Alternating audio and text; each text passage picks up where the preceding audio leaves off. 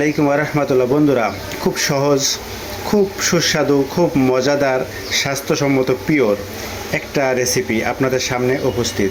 হক্কানি কিচেনে যে সুস্বাদু মজাদার লাউ আর কুমড়োর বড়ি দিয়ে ভাজি রেসিপি আপনাদের সামনে হাজির।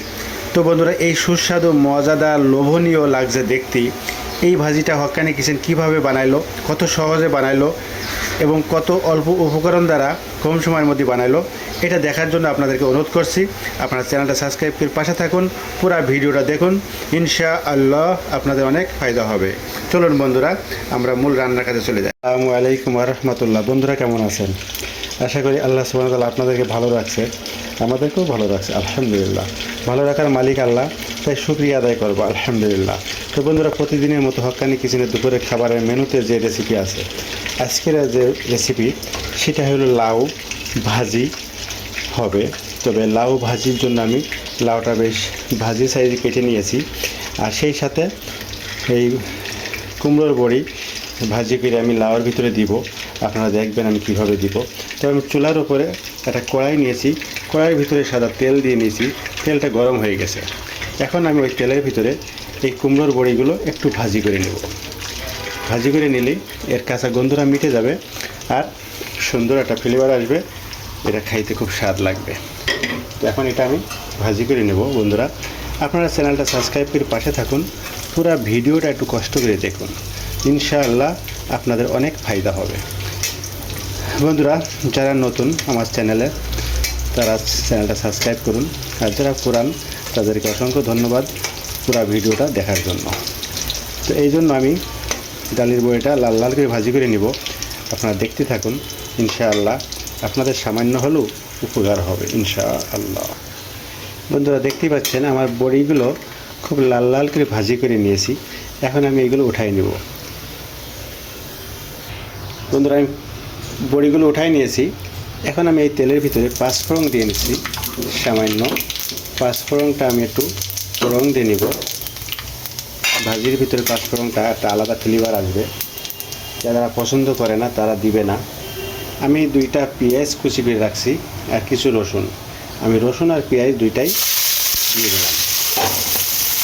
রসুন আর পেঁয়াজের কাঁচা স্মেলটা মিটা পর্যন্ত আমি একটু ভাজা ভাজা করে নেব। খুব সুস্বাদু একটা রেসিপি হবে লাউ ভাজি, এটা খুব মজা হবে। লাউ এমনি ভালো জিনিস, আর সেটা যদি ভাজি হয় তাহলে এমনি মজা হবে ইনশাআল্লাহ। মাছ মাংস এর কাছে স্যালেন্ডার করবে। তো আমি পেঁয়াজের কাঁচা গন্ধটা মিঠা পর্যন্ত এটা ভাজি করে দিই। বন্ধুরা, পেঁয়াজের কাঁচা স্মেলটা মিটে গেছে, সুঘ্রাণ চলে এসেছে। আমি এখন এখানে লবণ দিয়ে নিচ্ছি। লবণ দিলে পেঁয়াজটা তাড়াতাড়ি সিদ্ধ হয়ে যাবে। আর কালারের জন্য আমি হলুদ দিচ্ছি, আর দিচ্ছি একটু স্বাদের জন্য ধনিয়ার পাউডার। এই তো মশলা। এতে ভাজিতে খুব বেশি মশলা লাগবে না, মশলা খুব কমই লাগে। আমি মশলাগুলো এখন ভালো করে মিক্স করে নেব। বন্ধুরা, মশলাগুলো মিক্স করা হয়ে গেছে। আমি এর ভিতরে এখন কিছু কাঁচামরিচের ফালি দিয়ে দিচ্ছি। ঝালের জন্য কাঁচামরিচটা ফালি করে দিয়েছি। কাঁচামরিচটা একটু ভাজা ভাজা করে নিব, তো সুন্দর লাগে। বন্ধুরা, আমার সমস্ত মশলা ভাজা ভাজা হয়ে গেছে, সুন্দর একটা ঘ্রাণ চলে এসেছে। আমি যে লাউটা কুচি করে কেটে রেখেছি সেইগুলো এখন দিয়ে দিচ্ছি। লাউটা ভাজি করব, খুব মজাদার একটা ভাজি হবে। আপনারা কষ্ট করে পুরো ভিডিওটা দেখুন ইনশাল্লাহ। আমি মশলার সাথে এটা ভালো করে মিক্স করে নেব। বন্ধুরা, আমি মশলার সাথে ভালো করে মিক্স করে নিয়েছি। আমি ঢাকনাতে কিছু সময় ঢেকে রাখবো লাউটা সিদ্ধ হওয়ার জন্য। বন্ধুরা, এদিকে আমি ডালের বড়িটা যে ভাজি করে রাখছিলাম, এটা আমি এখন এরকম গুঁড়ো করে নিব। এরকম হাত দিয়ে চাপ দিলেই গুঁড়ো হয়ে যাবে। একটু এরকম ভেঙে গুঁড়ো করে নেব। আপনারা যারা হাত দিয়ে পারবেন না, এটা শিলপাড়ায়ও গুঁড়ো করে নেওয়া যাবে। বন্ধুরা, আমি ঢাকনাটা খুলে নিয়েছি। দেখতেই পাচ্ছেন আমি কিন্তু পানি দিছি না, কিন্তু লাউ থেকে কত পানি বের হয়েছে দেখেন। লাউয়ের পানি দিয়ে লাউ সিদ্ধ হয়ে যাবে। যেহেতু আমি ভাজি করব, এই জন্য এখনও পানি দিছি না, আর প্রয়োজন না হলে পানি দিব না। হয়তো সিদ্ধ করার জন্য যদি লাগে একটু পানি দিব। তো আমি আবারও ঢাকনাতে কিছু সময় ঢেকে রাখি। বন্ধুরা, আমি ঢাকনাটা খুলে নিলাম। আমি এখন এই যে বড়িগুলো গুঁড়ো করে রাখছি এই গুঁড়ো বড়িগুলো আমি এর ভিতরে দিয়ে মিক্স করে নিব। এই বড়িগুলো একেবারে লাউয়ের সাথে সিদ্ধ হয়ে যাবে। আর লাউটা আমি এভাবে একটু নাড়াচাড়া করে বড়িগুলো মিক্স করে নেব। খুব সুস্বাদু একটা জিনিস, কুমড়োর বড়ি দিয়ে লাউ ভাজি। একদিন করে দেখবেন, ইনশাআল্লাহ বুঝতে পারবেন। তো বন্ধুরা, আমরা পাশে থাকি। আমি এটা আবারও ঢাকনাটা কিছু সময় ঢেকে রাখবো। বন্ধুরা, ঢাকনাটা খুলে নিলাম। দেখেন কালারটা কত সুন্দর লাগছে। আমি এখনও পানি দিছি না। আমি এখন পেঁয়াজ কুলিটা এখানে ছিটাই দিব। পেঁয়াজ কুলিটাও কিছুটা সিদ্ধ হয়ে যাবে আর দেখতে খুব সুন্দর লাগবে। আমি পেঁয়াজ কুলিটা একটু মিক্স করে নিব, নিয়ে আমি ঢাকনা দিয়ে এটাকে আরও কিছু সময় সিদ্ধ করে নেব। আমার লাউ 90% সিদ্ধ হয়ে গেছে, এই জন্য পেঁয়াজ কুলিটা দিয়ে দিলাম। আবার একটু ঢেকে রাখবো কিছু সময়ের জন্য। বন্ধুরা, চলে এসেছি আরেকবার শেষের দিকে রান্না আমার। আমি এখন এখানে শাহি গরম মশলার গুঁড়া আমি দিয়ে দিচ্ছি শেষে, তো একটা আলাদা ফ্লেভার পাওয়া যাবে, সুন্দর একটা ফ্লেভার আসবে।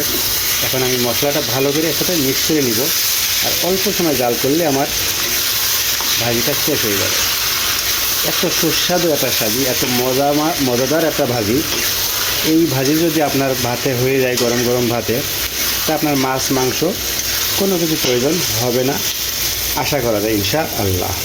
তো আমি আর সামান্য সময় এটা ঢাকনাতে ঢেকে রাখবো, তারপরে ইনশাআল্লাহ আপনাদেরকে দেখাবো। বন্ধুরা, চলে আসলাম শেষ সময়, ঢাকনাটা খুলে নিলাম।